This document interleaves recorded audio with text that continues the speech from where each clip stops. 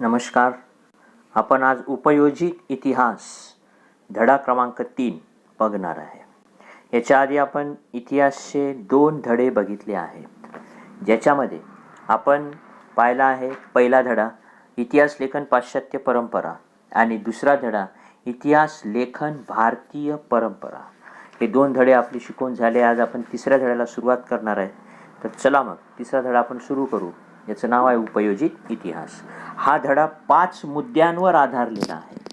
पहिला मुद्दा आहे उपयोजित इतिहास म्हणजे काय. दुसरा आहे उपयोजित इतिहास आणि विविध विषयातील संशोधन. तिसरा आहे उपयोजित इतिहास आणि वर्तमान काळ. चौथा आहे सांस्कृतिक आणि नैसर्गिक वारशाचे व्यवस्थापन. आणि पाचवा आहे संबंधित व्यावसायिक क्षेत्र. तर आपण आज पहिला भाग बघणार आहे. उपयोजित इतिहास म्हणजे काय. नंबर 1 पहिला मुद्दा आहे. आता उपयोजित इतिहास म्हणजे काय. आता उपयोजित इतिहास ही जी संज्ञा आहे, या संज्ञेसाठी एक पर्यायी शब्दप्रयोग आहे, ज्याचं नाव आहे जनांसाठी इतिहास, ज्याला पब्लिक हिस्ट्री असं देखील म्हणतात. आता भूतकाळातील घटना संबंधीचे जे ज्ञान आहे ते इतिहासाद्वारे आपल्याला प्राप्त होते, आपल्या सगळ्यांना माहीत आहे. मग त्या ज्ञानाचा उपयोग वर्तमान काळात आणि भविष्य काळात सर्व लोकांना कसा होईल याचा विचार उपयोजित इतिहास या विषयाद्वारे केला जातो. म्हणजे उपयोजित इतिहासामध्ये काय आहे नेमकं हे कळालं तुम्हाला, की आपल्याला इतिहासाद्वारे जे ज्ञान मिळालं आहे त्या ज्ञानाचा वापर आपण वर्तमान काळात आणि भविष्य काळात सर्व लोकांच्या कल्याणासाठी कसा करू याचा विचार उपयोजित इतिहासामध्ये केला जातो. उदाहरण जर सांगायचं झालं तर आता सध्या कोरोना आहे. कोरोनाचं उदाहरण घ्या तुम्ही. आता कोरोनाची खरी सुरुवात कुठं झाली तर चीनमधील वुहान या शहरामध्ये झाली. चीनमधील वुहान या शहरामध्ये कोरोनाची लागण सुरू झाली. हे आपल्या सगळ्यांना माहिती आहे डिसेंबरमध्ये. आणि मग तिथून हा कोरोना संपूर्ण जगभर पसरला आज. पण आज वुहान किंवा चीनमध्ये कोरोनाची लागण तेवढी नाही आहे. त्यांनी त्याच्यावर उपाययोजना केल्या. म्हणजे कोरोना हा वुहानमध्ये झाला होता ही एक घटना आहे भूतकाळातील. त्या घटनेचं ज्ञान आपण आज घेतलं आहे. मग वुहान शहरामध्ये किंवा चीनमध्ये कोरोनाचा प्रसार रोखण्यासाठी तिथल्या लोकांनी काय उपाययोजना केल्या तर त्यांनी संपूर्ण शहरे सॅनिटायझर केलं, लॉकडाऊनचा वापर केला, लोकांना मास्क वापरण्यावर बंदी घातली, सॅनिटायझरने हात धुवा, वारंवार आपले दिवसातून 2-3 वेळेस हात धुवा, त्याच्यानंतर मास्क वापरा, याचा वापर त्यांनी केला आणि कोरोना या रोगावर त्यांनी मात केली. आता ही घडलेली घटना आहे. म्हणजे भूतकाळात घडलेल्या घटनासंबंधीचे ज्ञान आपल्याला आज मिळालं आहे. मग त्याचा उपयोग आपण आज तेच करतो आहे. आज भारतात, संपूर्ण भारतामध्ये, जगाच्या पाठीवर सगळीकडे कोरोना पसरला आहे.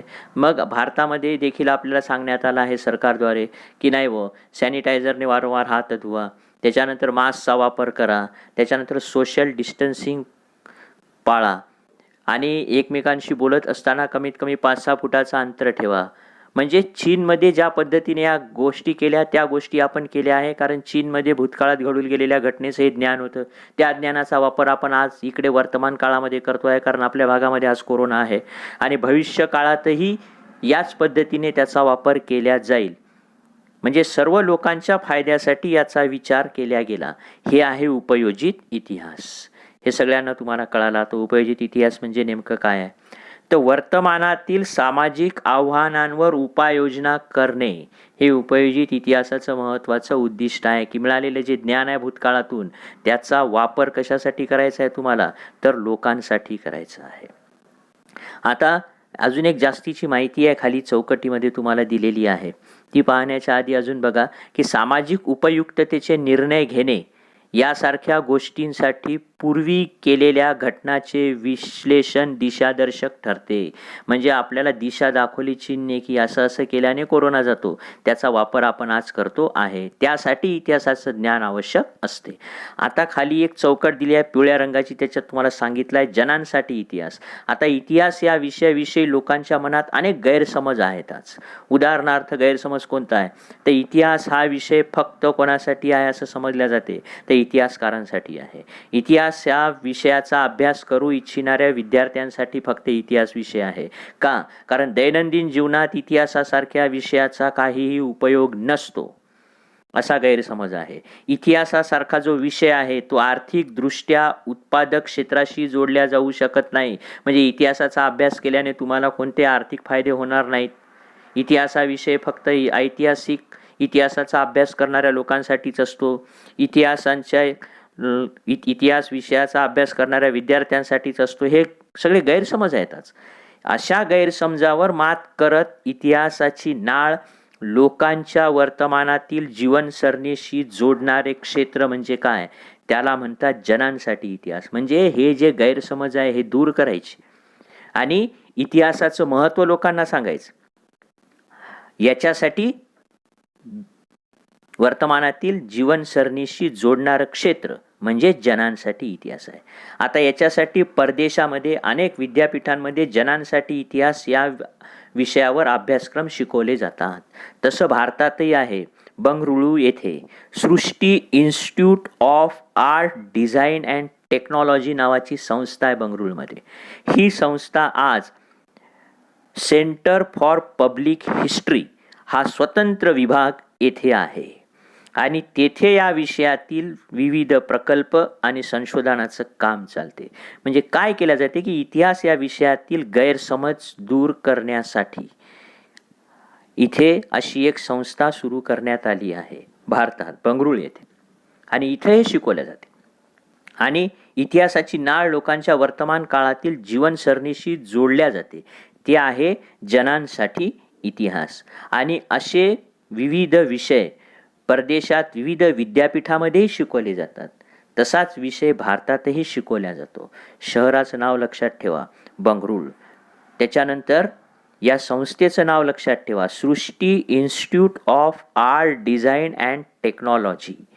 आणि कोणता स्वतंत्र विभाग आहे? Centre for public history. आता त्याच्यानंतरचा वरचा पॅरेग्राफ बघा. आता उपयोजित इतिहासाच्या क्षेत्रात केवळ तज्ज्ञ व्यक्तींचाच नव्हे तर सर्वसामान्य लोकांचाही विविध अंगाने सहभाग असू शकतो.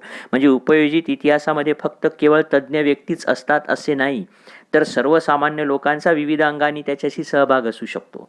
जसं उदाहरणार्थ संग्रहालय आहे, उदाहरणार्थ प्राचीन स्थळे आहे, यांना भेट देणारे पर्यटक या नात्याने त्यांचा सहभाग महत्त्वाचा असतो. आपण प्रत्येकजण संग्रहालयाला भेटी देतो, प्राचीन स्थळांना भेटी देतो, किल्ल्यांना भेटी देतो. तिथं गेल्यानंतर काय करतो आपण? तर संग्रहालयात गेल्यानंतर तिथला जो गाईड असतो आपल्याला संग्रहालयाची माहिती सांगतो.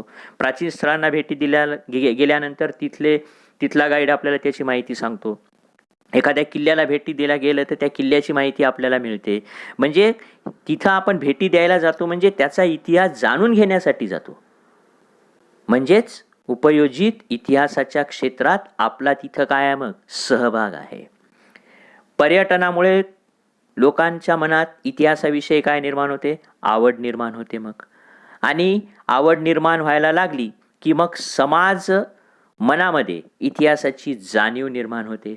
आणि जेव्हा इतिहासाविषयी जाणीव निर्माण झाली, आवड निर्माण झाली, तेव्हा काय घडते? तर जेव्हा मग आपल्या स्वतःच्या शहरात किंवा स्वतःच्या गावात एखादी जर ऐतिहासिक वास्तू असेल, एखादा किल्ला असेल, एखादी लेणी असेल, तर त्या प्राचीन स्थळांचं जतन आणि संवर्धनाच्या प्रकल्पामध्ये आपण सहभाग घेतो. म्हणजेच आपण उपयोजित इतिहासाच्या क्षेत्रात विविध अंगांनी सहभाग घेतला असं आपण म्हणू शकतो. म्हणजे उपयोजित इतिहास याचा अर्थ तुम्हाला कळाला आहे आता, की भूतकाळातील घटनासंबंधीचे जे ज्ञान आहे ते इतिहासाद्वारे प्राप्त होते. त्याचा उपयोग वर्तमान काळात आणि भविष्य काळात सर्व लोकांसाठी कसा होईल याचा विचार उपयोजित इतिहासात केला जातो. त्याच्यामुळे उपयोजित इतिहासाच्या क्षेत्रात व्यक्ती विविध अंगांनी सहभागी होऊ शकतो. संग्रहालयाला भेटी द्यायला गेल्यानंतर, प्राचीन स्थळांना भेटी द्यायला गेल्यानंतर पर्यटक या नात्याने आपला सहभाग तिथं महत्त्वाचा असतो. मग उपयोजित इतिहास आणि विविध विषयांमधील संशोधन. आता आपला 3.1 हा एक मुद्दा इथं पूर्णपणे आपला संपला आहे. याच्यामध्ये आपण काय बघितलं, याच्यामध्ये प्रश्न येतो याच्यावर एक, उपयोजित इतिहास म्हणजे काय, तर त्याचं उत्तर लिहिता आलं पाहिजे. उपयोजित इतिहास या संज्ञेसाठी दुसरा पर्यायी शब्द कोणता आहे, तर उपयोजित इतिहास या संज्ञेसाठी दुसरा पर्यायी शब्द आहे जनांसाठी इतिहास. इतिहास आणि उपयोजित इतिहास दोघांमध्ये फरक आहे. इतिहासात घडलेल्या घटना असतात, उपयोजित इतिहासात घडलेल्या घटनेचं ज्ञान घ्यायचं असते आणि त्या ज्ञानाचा वापर वर्तमान आणि भविष्यकाळात सर्व लोकांसाठी करायचा असतो. तर 3.2 उपयोजित इतिहास आणि विविध विषयांमधील संशोधन बघा. आता इतिहास म्हणजे भूतकाळात घडून गेलेल्या घटनाशी संबंधित असतो, आपल्या सगळ्यांना माहीत आहे.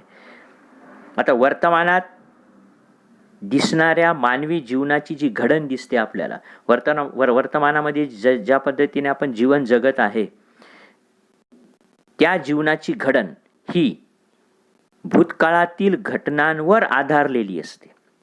मग या घटना विविध प्रकारच्या असू शकतात. राजकारण असू शकते, सामाजिक धार्मिक संघटन असू शकते, तत्वज्ञान असू शकते, तंत्रज्ञान असू शकते आणि विज्ञान यासारख्या विविध क्षेत्रामध्ये घडलेल्या असू शकतात घटना. आणि म्हणून असं म्हटल्या जाते की वर्तमानात दिसणारं जे मानवी जीवनाची घडण आहे, ही घडण सगळी कशावर आधारलेली आहे, तर ही घडण आहे भूतकाळातील घटनांवर आधारलेली घडण आहे.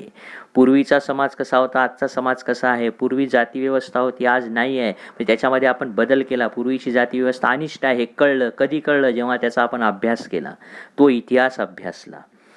तसंच प्रत्येक क्षेत्रातील ज्ञानसंचयनाचा स्वतंत्र इतिहास असतो. कोणतेही क्षेत्र असू द्या, राजकारण असू द्या, सामाजिक असू द्या, धार्मिक असू द्या, विज्ञानाचं क्षेत्र असू द्या, प्रत्येक क्षेत्राचा स्वतंत्र इतिहास असतो आणि त्या क्षेत्रातील पुढील वाटचालीची दिशा या ज्ञानसंचयनाच्या स्थितीवर अवलंबून असते.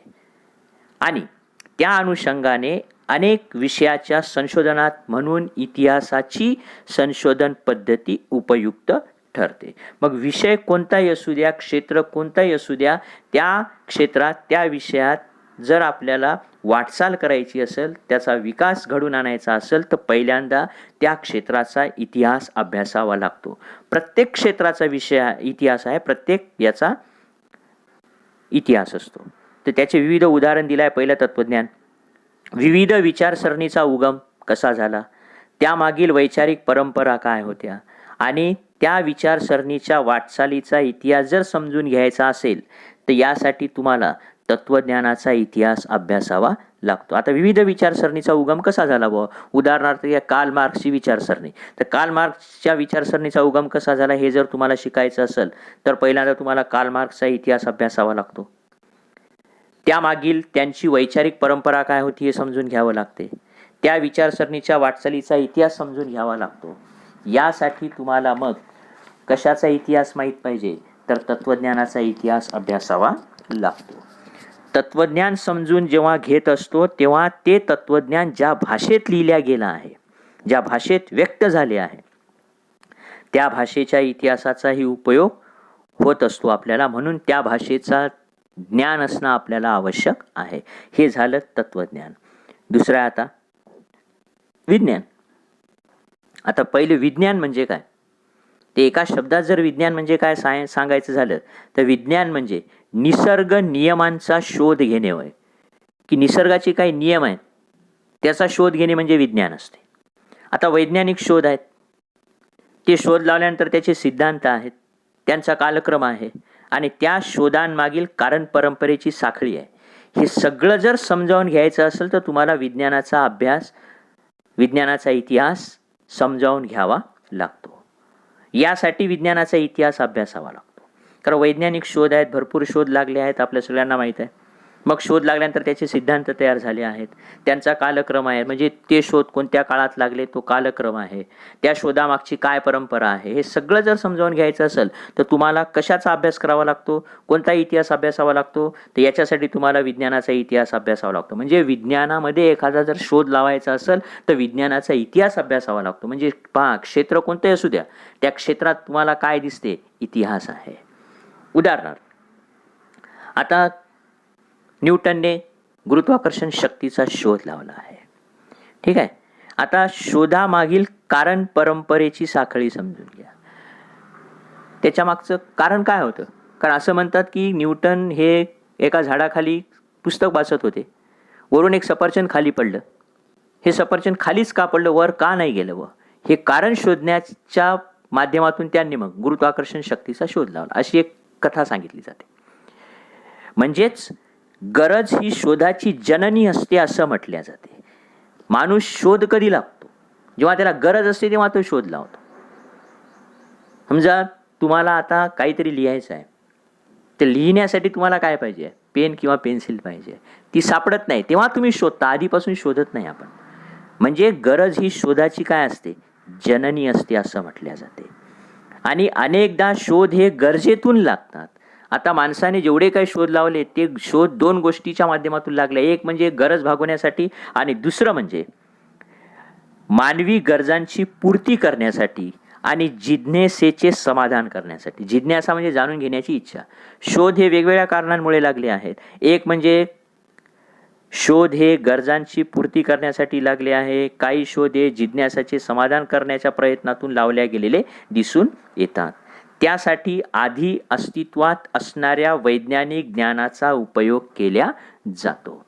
आता माणसाला व्यापार करायचा होता, एका ठिकाणाहून दुसऱ्या ठिकाणी त्याला व्यापार करण्यासाठी जायचं होतं. मग याच्या माध्यमातून त्याने रेल्वेचा शोध लावला. रेल्वेचा शोध लावण्यासाठी त्याने काय केलं? पहिले वाफेवर चालणारे इंजिन तयार केलं. म्हणजे वाफेवर चालणारे इंजिन तयार करून रेल्वेचा शोध लागला. म्हणजे गरज. म्हणून गरज ही शोधाची काय आहे? जननी आहे असं म्हटल्या जाते.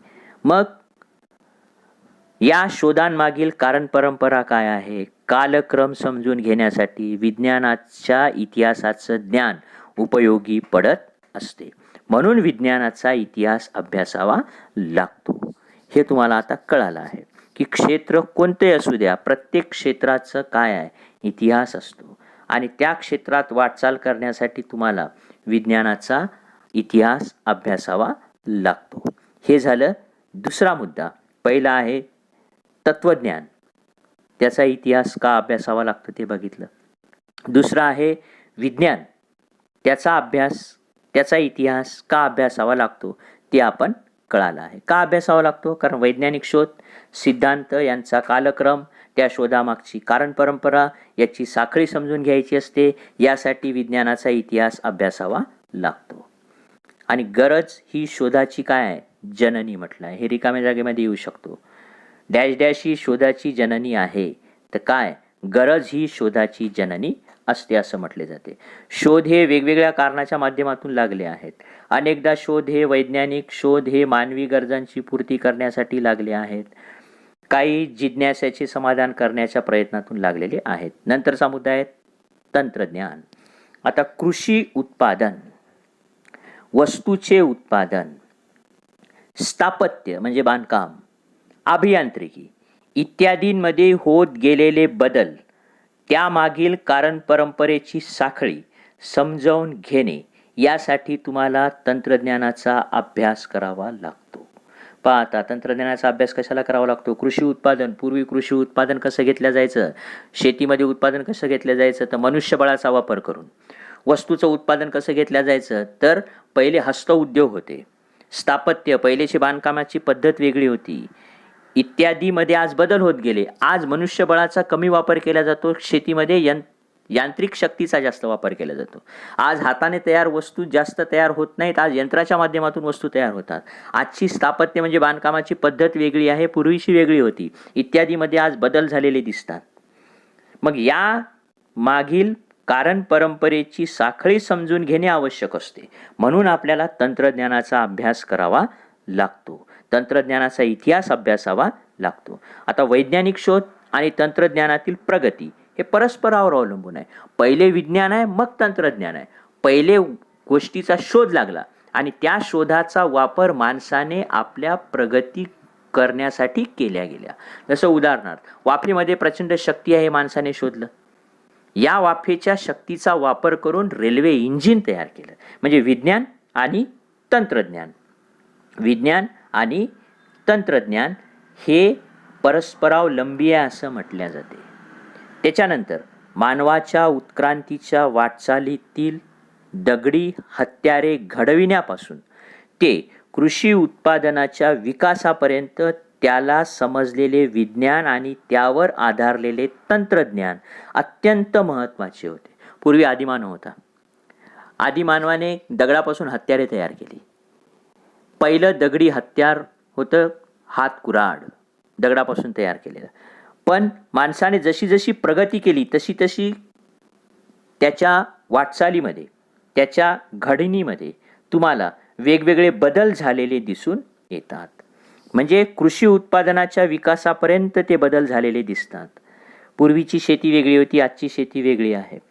पुढे विज्ञानाच्या प्रगतीमुळे उत्पादन प्रक्रियांचे यांत्रिकीकरण झालं. आज उद्योगामध्ये यांत्रिकीकरण झाले दिसते तुम्हाला. कारखान्यातून वस्तू तयार होताना दिसते. ते कसे होत गेले हे जर अभ्यासायचं असेल, याचा शोध जर घ्यायचा असेल तर तुम्हाला तंत्रज्ञानाचा इतिहास अभ्यासावा लागतो. विज्ञान आणि तंत्रज्ञान हे कसेच नेहमी एकमेकावर अवलंबून असतात हे समजण्यासाठी तंत्रज्ञानाचा इतिहास समजून घेणे आवश्यक आहे. त्यानंतर आहे उद्योगधंदे आणि व्यापार. उद्योग आणि व्यापार यामुळे मानवी समाजांमधील परस्पर व्यवहाराचं क्षेत्र नेहमी विस्तारते. बघा आता, उद्योग आणि व्यापारामुळे मानवी समाजाचं जे क्षेत्र आहे ते विस्तारते. कारण उद्योगामुळे एका व्यक्तीचा एका समाजाचा दुसऱ्या समाजाशी, एका व्यक्तीचा दुसऱ्या व्यक्तीशी संपर्क येतो. त्यामुळे सांस्कृतिक संबंधाचे जाळेही सतत विकसित होत राहतात. कारण एका भागातून व्यक्ती दुसऱ्या भागामध्ये जातो, त्यामुळे एका भागातील संस्कृती दुसऱ्या भागामधील लोकांना कळते. म्हणजे सांस्कृतिक क्षेत्रही काय झालं, विस्तारलं. कशामुळे? तर उद्योग आणि व्यापारामुळे. आणि उद्योगधंदे आणि व्यापाराच्या व्यवस्थापनाचा एक भाग असतो. म्हणजे उद्योगधंदे आणि व्यापाराच्या व्यवस्थापनाचा एक भाग आहे. त्यांचा इतिहास समजून घेणे हे महत्त्वाचे असते. आता इंग्रज भारतात व्यापार करण्यासाठी आले होते. ते इकडे आले त्यामुळे आपल्याला त्यांची संस्कृती कळाली. ते इकडे आले त्यामुळे त्यांना आपली संस्कृती कळाली. म्हणजे व्यापाराच्या माध्यमातून सांस्कृतिक क्षेत्राचाही विस्तार होतो. बाजार आणि व्यापार यांचे स्वरूप आज बदलत गेले आहे. पूर्वीचा बाजार पहा, पूर्वीचा व्यापार पहा कसा होता, आजचा पहा, याच्यामध्ये बदल होत गेला. हा सगळा बदल जर तुम्हाला अभ्यासायचा असेल तर तुम्हाला पहिल्यांदा उद्योग आणि व्यापार यांचा इतिहास अभ्यासावा लागतो. पूर्वीचे उद्योग कसे होते ते अभ्यासावं लागते. पूर्वीचा व्यापार कसा होता ते अभ्यासावं लागते. या सर्वांमागील मानवी नात्याचे स्वरूप आणि समाज रचनाही बदलत गेलेली तुम्हाला मग दिसून येते. हा सर्व प्रवास समजण्यासाठी सांस्कृतिक घडण पूर्वीच्या काळातली कशी होती, सामाजिक रचना कशी होती, आर्थिक व्यवस्था कशी होती, याचा अभ्यासावा लागतो. त्यानंतर आहे व्यवस्थापन शास्त्र.